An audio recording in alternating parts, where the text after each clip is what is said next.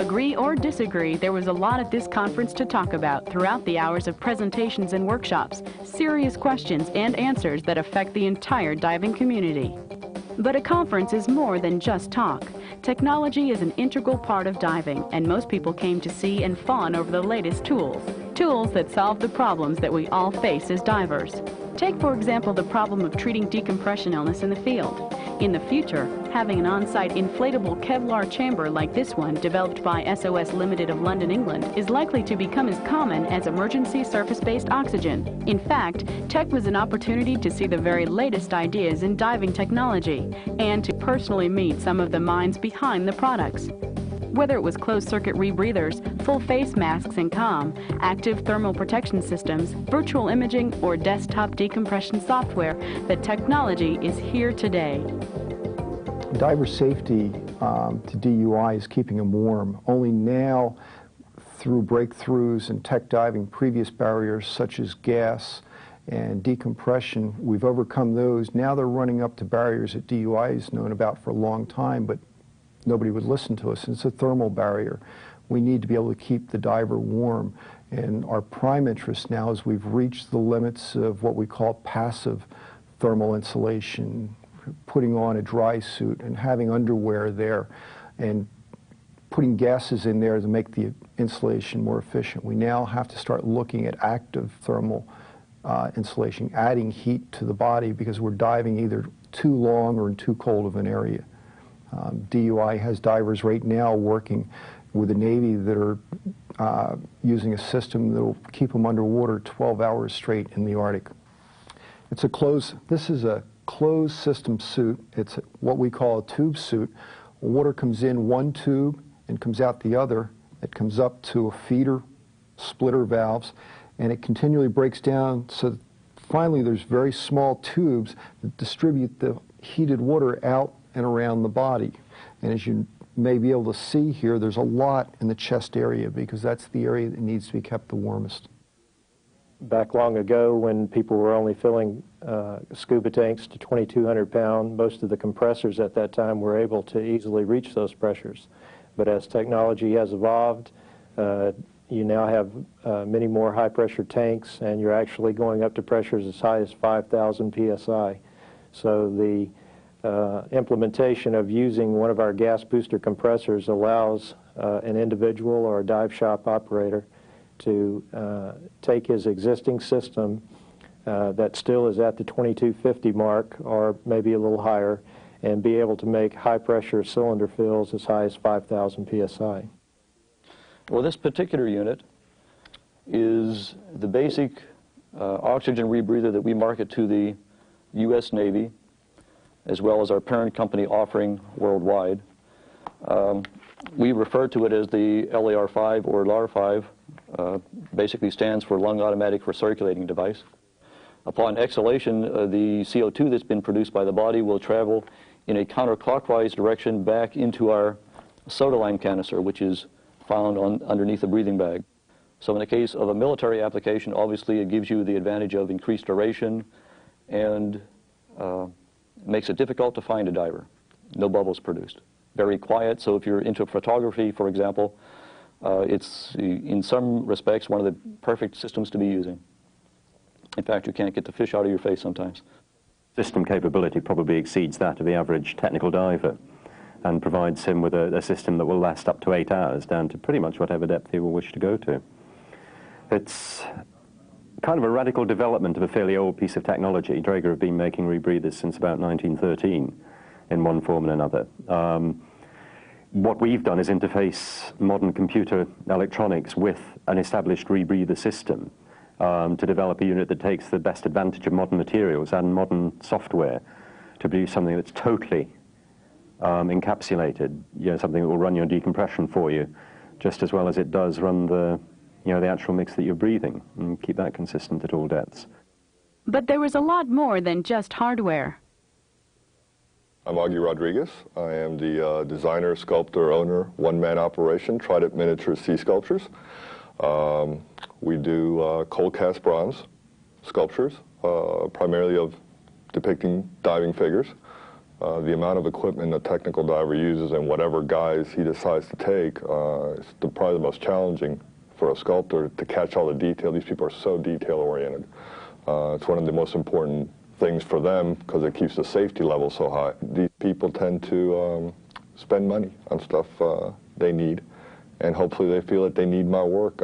I know technical diving must be a very, to arrange it and actually go on the dive, it's got to take some planning and some time. So hopefully the piece will remind them of what they do and keep them going. The way I look at it, we are now in 1993, 50th anniversary of scuba diving, the golden anniversary. Well, I sort of look at it, we've come to an end of one chapter and we're starting another one, and this is the future, here today. Ah, yes, the future. There's no way of knowing exactly what's ahead, but the experts have some observations. What does the future hold? They tell me that our metabolism needs oxygen, and we haven't been able to repeal that basic law yet. The diving community, especially this part of it, has been depending on the normal oxygen content of atmospheric air since its inception. But now, with this TEK 93 and the technical diver, you're moving much further into the dependence on extra oxygen. Oxygen has been our forte since the late 60s. As I said, the aircraft breathing gas is pure oxygen. Hospitals use pure oxygen. We have a lot of experience on pure oxygen gas. If the diving community has a need to get better acquainted with pure oxygen, we think it would be criminal not to be involved with that educational process. That the only way that we could really survive in the environment that we were going to be operating in was through a tremendous amount of planning. It's not really complex planning. I think it's preparation also. It's a preparation and plan both that go side by side. Along the way, some people have become interested in decompression software. People didn't have the ability to calculate their own decompression schedules. And I always found that to be quite a concern for me, because if a diver for some reason was detained, we have the ability now, for instance, to pass a note down to him, how long were you down, how much have you been delayed, and we can basically with a laptop computer compute a brand new decompression schedule on site for him and bring him back home safely. That's exciting to me. So there's many things that come from a group of people that are highly motivated and quite interested and driven. I think I see a lot of driven people, and that's always been really interesting to me, to see someone in pursuit of a goal and reach their destination. I'm not sure what the direction is right now with innovations, the way they're coming online, computer technologies. Like today, there are people generating their own dive tables. 5 years ago, you'd have never heard of that. So what tomorrow will bring, I don't know. Depends on just who's going to have the research time. I guess maybe what the military wants is what we'll find, trickling down to us in a few years later. One of the most difficult things in trying to develop a unit like this is obviously selling to a management of any company the fact that they have a return that they're going to see eventually in the development of the unit. From a military standpoint, obviously that's a little bit easier to predict. From the commercial or sport industry market, that's a little bit harder, obviously, simply because for many companies there will be a certain fear of liability in the use of the units, and how is it actually going to be perceived by the general public, and eventually how is it going to be used by the public. So from our standpoint, we would hope that there will obviously be a market for us to enter into with a rebreather that will allow us to be offering a certain type of unit to the general public, as well as hopefully a certain amount of training that we would be involved with to bring this about. In my wildest imaginings, what I see is eventually a number of companies, including ourselves, entering into the technical sport market with a line of rebreathers that I won't say the average diver will be utilizing, but at least a technically sophisticated diver will have the option of utilizing and exploring the reefs or the caves or the wrecks, whatever he wishes, to its fullest extent. This is where the action is, as you just suggested, with the technology that's coming, or that's here, I think what's coming now, this is what you asked, is an integration better of the things that we know. For example, there are a couple of outfits that are trying to build rebreathers. This is a tough shot for an investor, because right now, if you look at this room, if everybody in the room bought one, it would be difficult to reclaim your investment. On the other hand, this is going to expand. The diver needs to know what is his situation with regard to gas and his decompression requirements and so forth. Those are pretty well, they're taking shape. We have that information. What is his thermal status? What is his energy balance? What is his carbon dioxide level? These are other things that are, even the Navy doesn't get this stuff. But a lot of what we're doing is, as I say, is going to go back into military and commercial diving, which have been the ones that have set the pace all along. Now we're the leading edge. We have a project that we talk, it's DUI's Dream Team, and we have to look ahead now. Instead of the 22nd century, we got to go to the 23rd century. And we have a project underway right now. We're trying to elicit help from the outside community at what is this diver. And it's just a brainstorm, whether it's, doesn't matter how much it costs or whether it's feasible or not. What do we see this diver doing? And it's long duration dives, minimal decompression, and what's he going to need to do that? Vision systems, fluid systems, hearing systems, and it's all very undefined right now, but this gives you an idea of where, if we think that far ahead, then we can identify some of those things that are doable today that we wouldn't have thought about before. One-atmosphere diving is not a universal panacea. It's not an end-all, be-all, but it is another, I think, very valuable tool in the arsenal that we need to defeat our old enemy, pressure. And as I've said in many talks, the enemy really is pressure. It's not the cold or the dark or our inability to breathe water. It's the physiological pressure or the physiological effects of pressure. It's really us going where we're not meant to go. But we can go there using the armor of technology to defeat these biological limitations. And really, that sounds like a great, grandiose mouthful, but the fact of the matter is that everybody that got here in a jet plane, and they're doing exactly that. I mean, you don't fly well, but there are machines that fly much better than you do, and consequently, you use them. We don't go to 1,000 or 2,000 or 3,000 feet worth of dam the way we're born, but there are ways to get there, and there are ways to get there safely. I'm really looking to build a passport to 3/4 of this planet that we're denied. I mean, we're born on a water world, and yet because of the very narrow band that we live in, we're denied passage to a large part of our planet. And I guess the truth is, I'm very pleased to live, or to be sort of in the tail end of a generation that's the first generation to realize that this is a water planet. The first ones to go into space and to look back at our world and say, geez, we call it Earth. Why do we call it Earth? We should call it water. Because that's what it is. And so I'm busily engaged, now that I'm long in the tooth and not doing other things, I'm busily engaged in building passports to get us into that part of the country that we weren't born with a passport for. We've done more in diving, period, in all phases, from robotics, ambient pressure, deep diving, saturation diving, more in the last 3 decades that had been done up until all time put together. And that was almost entirely due to the financial impetus of the offshore exploration. Whether you like that or not, that's the fact. The big market is still for the oil companies, but there's a growing market, a military market, there's a burgeoning market in deep construction. My belief is that the next big market will be underwater mining. I want to be down there with my big white beard staking claims in the bottom of 6,000 feet. So it's a wild time, and we're seeing, I believe, right now, a realization of all the dreams of the last 3 or 4 or 5 decades, coming together in the diving world. People should not forget that all of this was driven by tech divers, by guys. I was a tech diver 30 years ago. I was inspired to do things that people hadn't done before. I didn't care what anybody thought about it. I firmly believed, and so did everybody else I knew, that there would be cities under the sea, and there would be all these wonderful things. And the only thing that I forgot about was why? I mean, why would you have cities under the sea? I mean, why would you do this? And that's where everything came a cropper. All these wonderful thoughts that we had didn't have any payoff and bottom line. And now there is a payoff and bottom line, and you've mentioned them. The geothermal energy, the aquaculture, undersea mining, of course, the polymetallic sulfide deposits, the manganese nodules. You're going to see, I believe, not just underwater farming, but underwater ranching.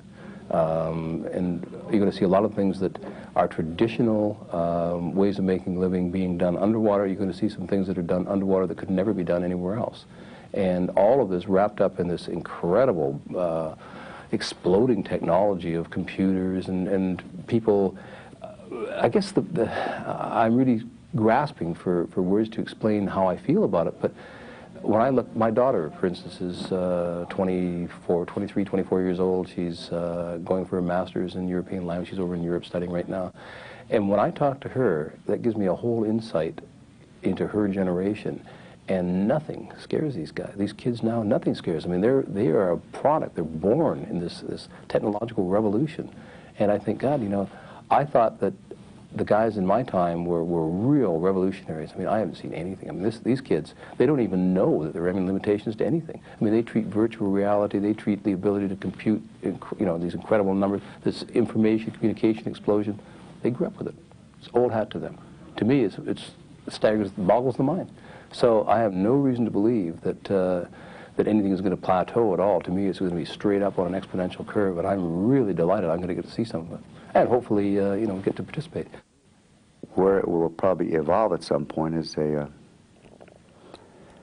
a place where people who go into this, who commit themselves to it,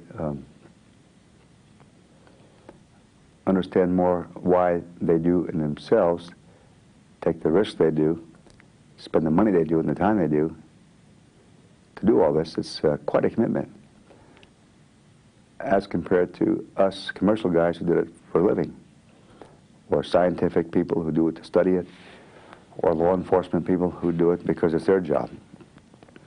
So what they'll make of it exactly, I don't know. But as I understand it now, is that what they have in common is their love of the challenge.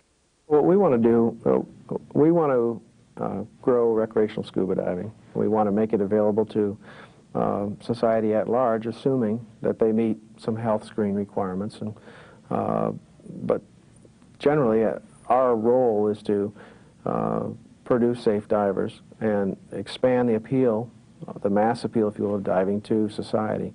So we have been very successful in a 26-year history in terms of growing throughout all of those years, using the system approach I mentioned with a body of standards that works. We've been, while diving has grown, very instrumental in seeing the incident of injury and fatality decrease significantly over those years. So that really, pragmatically or whatever, is the acid test and the diving safety quotient. And I would suggest that PADI and recreational diving at large has been very successful in that manner. There should never be a black and white dividing line between any group of divers, whether they're recreational divers, scientific divers, cave divers, wreck divers, commercial divers, military divers. There's too much tribalism in the world already for that sort of thing to work in diving. You know, if we can all disseminate the information, pool the resources, then, you know, diving is about to take its biggest step forward in 50 years. That this is really a worldwide phenomena that's happening. We have people from all over the world here, and it's clear that, you know, from an AquaCorp point of view, you know, we have readers all over. I'd like to grow that. You know, people are interested and want this information. And I think the conference goes in part with that. I think right now this whole phenomena that's happening is kind of a resurgence of interest in diving. Again, I think by opening up all these channels of communications, and people can see what's possible and how to improve what they're doing with regards to safety and performance, I think it just opens up a whole new growth area for diving. Until now, people did things in small groups. There was very little communication and therefore no critical mass. I think that was good because it screened, as Drew Richardson from PADI said today, screened out the people who really didn't have the commitment and real sincere interest to do the work required. So that helped. The downside, of course, was that none of us benefited from each other's information. So by opening up, the benefit is that really now this information, these facts, these truths that we're finding can be spread to everybody. The downside is that it makes it more accessible to everyone. It takes some of the mystery out. Though again, it takes some of the mystery out, I think, but I think the great mystery is just the being there, the doing it, the exploration. You know, ultimately all the diving tools and technologies like the BC, for a writer, for example, go in the background. And it's just a human being, you know, out there in an alien environment, you know, doing what we do. This video was produced in order to provide timely information on the revolution taking place in self-contained diving. The technology shown and opinions expressed here are only just the beginning. I love it when you talk tech to me.